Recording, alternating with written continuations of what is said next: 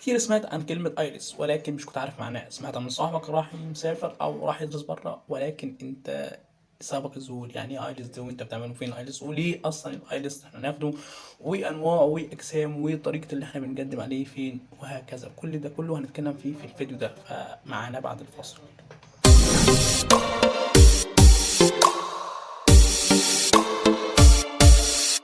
السلام عليكم ورحمة الله وبركاته. عاملين ايه؟ يا رب تكونوا بخير. اول مرة تشوف القناة، انا اسمي عامر نبيل وطالب في الجراحة في كلية الطب البيطري جامعة الزقازيق. فلو انت مش عارف احنا بنقدم محتوى ايه، المحتوى اللي احنا بنقدمه محتوى تعليمي، محتوى مهتم بالسيلف ديفلوبمنت تطوير الذات، ومهتم ايه الحاجات اللي انت ممكن تتعلمها بجانب الكلية بحيث انت تتخرج من الكلية بتبقى مؤهل لسوق العمل، وهكذا. الكلام عن الاقتصاد وكل الكلام ده.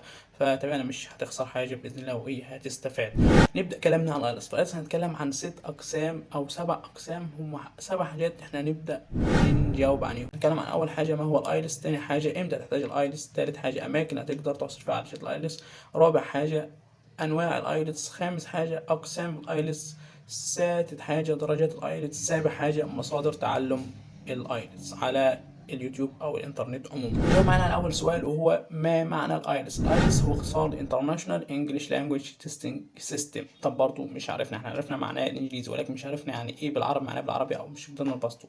هو اختبار مش كورس، هو اختبار انت بتختبر، انت بتروح تمتحن في الاختبار ده علشان تحدد مدى كفاءتك في اللغه الانجليزيه. يعني هو اختبار مش كورس، انت اختبار تروح تمتحن فيه مش كورس انت بتدرسه. تاني سؤال معانا، امتى هحتاج الايلتس. الايلتس هحتاجه لما اكون مقدم على شغل بره، او وظيفه انا لسه مقدم عليها في دوله اجنبيه، او مسافر، او مقدم في جامعه عشان ادرس بره.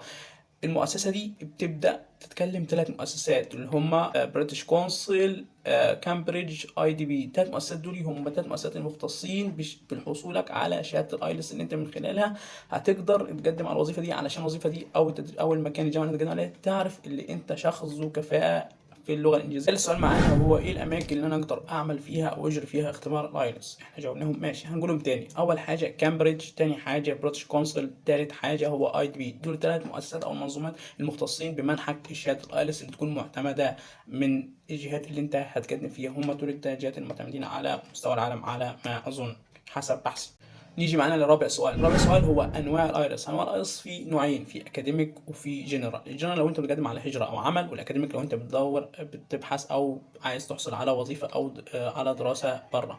لازم تحصل على الايلتس عشان تقدر تقدم في الجامعه دي. خامس سؤال معانا في اختبار الايلتس هو اقسام الايلتس. الايلتس دي 4 اقسام. اول حاجه ريدنج القراءه، تاني حاجه الليسنج الاستماع، تالت حاجه هو رايتنج الكتابه اللي انت بتكتب، رابع حاجة سبيكينج التحدث. لو هنتكلم عن كل حاجة في ال4 حاجات دول نبدأ نفصصهم. أول حاجة الريدنج بيبقى عبارة عن 40 سؤال. تاني حاجة الرايتنج بيبقى عبارة من 150 كلمة إلى 250 كلمة. تالت حاجة معانا هو الليسنج بيبقى عبارة عن 40 سؤال. السبيكينج تقعد مع شخص نيتيف سبيكر او من المؤسسه اللي انت هتبدا تقدم على الايلتس في اختبار الايلتس عشان تحصل عليها في المؤسسه دي. هو بيقعد يتكلم معاك لمده ربع او نص ساعه بالظبط عشان يقدر يديك الدرجه او يشوف مدى كفاءتك في اللغه الانجليزيه. يجي لاخر سؤال معانا وهو مصادر تعلم الايلتس. عشان تعلم الايلتس عندك مصدرين. اول مصدر هو قناه دايلك الايلتس للاخ اليوتيوبر السعودي عبد الرحمن. هو شخص مهتم جدا بتجربته مع الايلتس وازاي اختبار الايلتس، ومعظم الاسئله اللي هتيجي في اختبار الايلتس او الشائعه في اختبار الايلتس بوبا بيتكلم فيها على القناه بتاعته. تاني حد معانا وهو الشخص البارع جدا او المهتم بالمحتوى الانجليزي، قناه ذا امريكان انجلش للمبتدئ دايما ابراهيم عادل، متكلم فيها كورس كامل على الايلتس، ازاي تدرس الايلتس من اول ما تكون مبتدئ لغايه لما تكون شخص بيرفكت في التعلم. وبكده يكون وصلنا لنهاية فيديو النهاردة. لو الفيديو عجبك أو استفدت منه لو قدر بسيط جدا، ممكن تدينا دعوة بسيطة وتعمل لايك وتشترك في القناة وتكون عشان نوصل لكل جديد. والسلام عليكم ورحمة الله وبركاته.